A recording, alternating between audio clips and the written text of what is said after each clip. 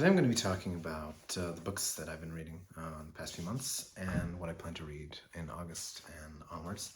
It's been a rather slow reading summer, but I've read quite a few books that I would really like to talk about. So as usual, I will be giving short, spoiler-free summaries of the books that I'm talking about, so that you can decide for yourself whether they are worth the read. Welcome to my channel. This is Nemor's Book Nook, and here we talk about fantasy, sci-fi, classic, basically whatever has left a lasting impression on me. So let's get on with it. Starting off with Brandon Sanderson, I read one of his standalone novels, Warbreaker. I gave it 5 stars. And I really enjoyed it. It was great. It was great as a standalone, with the potential for a second book to be written sometime in the future. I think that Brandon Sanderson has confirmed it. As a short synopsis, the book describes the relationship between two sort of kingdoms that are at odds. So it's Idris and Hallandren. Yeah, the conflicts that ensue between them. And Hallandren is ruled by the God King, who is basically a returned. So what a return is that they are kind of people, or more like gods, that are stillborn at birth, and then they kind of are brought back to life. Now, the mechanism with which this happens is actually a segue into the magic system, which for me is the best part of this book. They require breath to keep them alive. Yeah, so every person has breath, right? So they have their own breath, and then they can acquire additional breaths, basically. And others can also give you their breaths, and you can obtain them that way. So that's the first aspect of the magic system. And the second aspect of the magic system is the color. So basically, in order to do magic with these breaths that you have, you need to be to basically use color and drain color from items, from clothing, for example.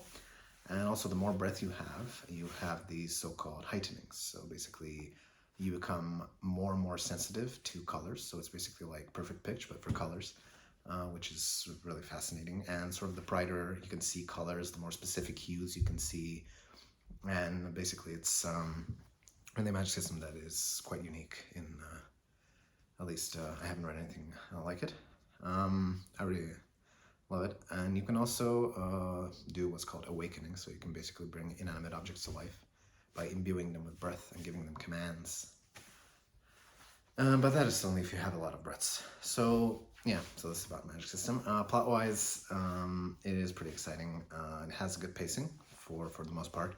There are some twists and turns that are, kind of unexpected, which Sanderson is known for, and it has some pretty interesting characters. It is also quite political at times, so there's a lot of politicking going on, a lot of sort of to and fro between the two kingdoms and so on. We have a total of about 6 main characters, let's say, and all of them are kind of unique in their own regard. And there is a sentient weapon, sword, that is, which I'm a sucker for this kind of thing, to be honest. I really love it. All in all, it's a great book. I love that it's a standalone, and it really delivers a complete story. Right, so that was a bit long, but I really couldn't help myself gushing over this magic system because I really liked it. Moving on to my first read of the Wheel of Time. I finished the Shadow Rising this month, or that is in June. So yeah, it's a 1,000-page chunker. It is a really long book. I gave it 4 stars, mainly because there were some weird pacing issues in places and stuff that was a little bit too descriptive and so on. But to be honest, I kind of attribute the sloggy parts of these books to just world building, which is the aspect of it that I most enjoy. So it's really not a problem for me for the most part. When there's this little moment, I just say, okay, this is actually pretty fascinating because it builds up the world. And really, this book put a lot of world building into the mix, especially concerning a certain desert people.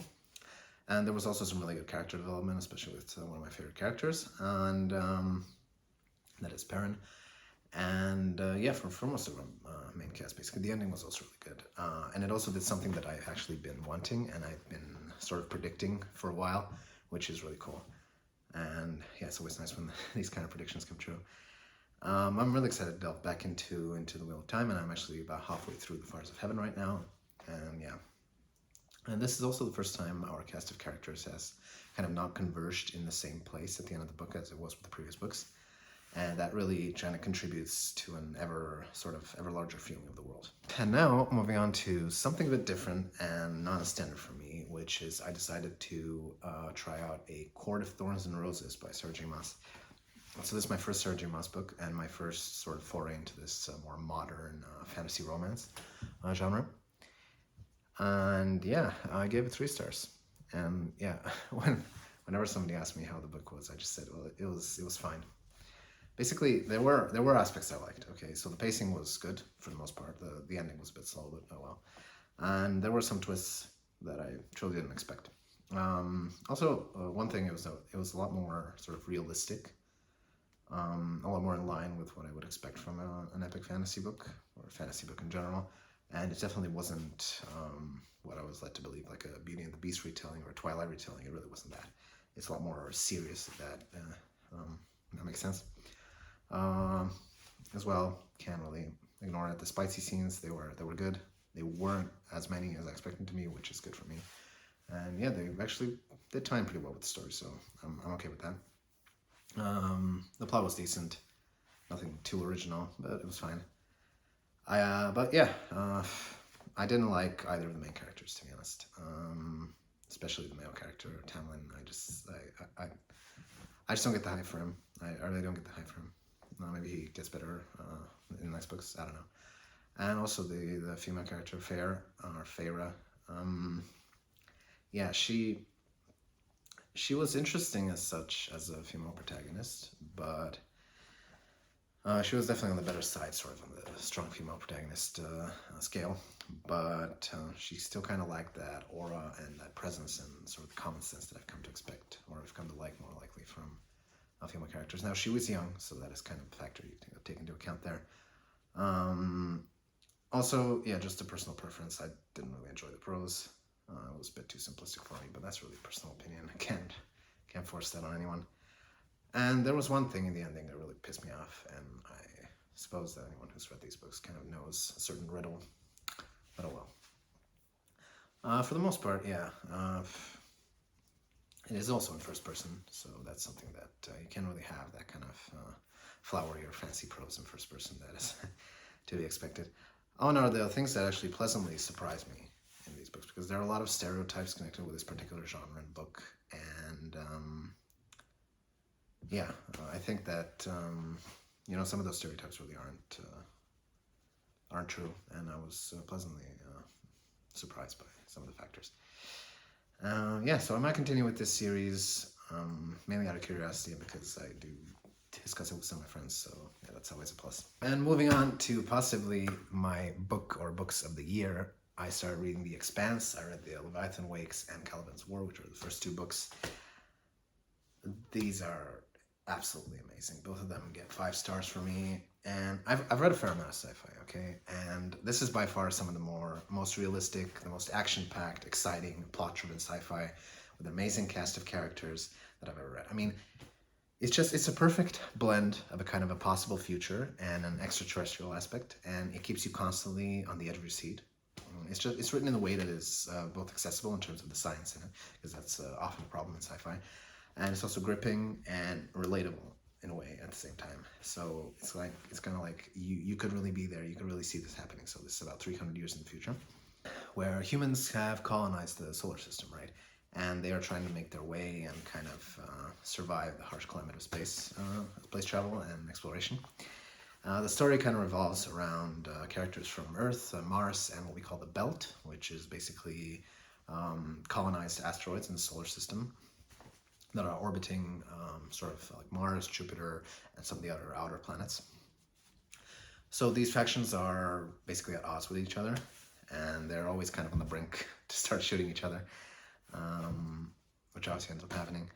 Through the main cast, crew of characters, led by James Holden, we discover an extraterrestrial threat to the solar system, which has been placed on a sort of a solitary moon from the beginning of humanity, so which has actually just now been discovered, and its devastating potential is starting to be realized. And as usual, we have those who would use it for their own ends, for their own sort of evil ends, as it were. And they're really not even realizing what they are subjecting the solar system to, and what might happen. Basically, complete destruction is the possibility here. The science in these books is not overly complicated. I would say that it can be mostly understood by non-scientific people like myself. And it's really mainly based around the concept of fusion that allows the ships to travel through space. And it's really very realistic. I mean, not the almost magic that we have in some other sci-fi series. So yeah, I love pretty much every aspect of these books and really can't wait to continue on with them. There's also a TV series that is supposed to be pretty good. I'm going to be starting that at some point. And yeah, so that is always bonus. Right, so another sci-fi book that I read is Rendezvous with Rama. So this is by Arthur Clarke. 4-star read for me. It is more of these, not so much plot-driven, but more science-y sci-fi, as I call them. It was really enjoyable in the sense that it explored the concept of what other alien races might have in terms of technology, and really stretched the imagination in that aspect. The book is basically about an alien spaceship that is entering the solar system, people going out to explore it, and then it leaves. So yeah, it's not really a spoiler because not much happens in this book. It's really about the ship, the exploration itself, the concepts described inside that ship.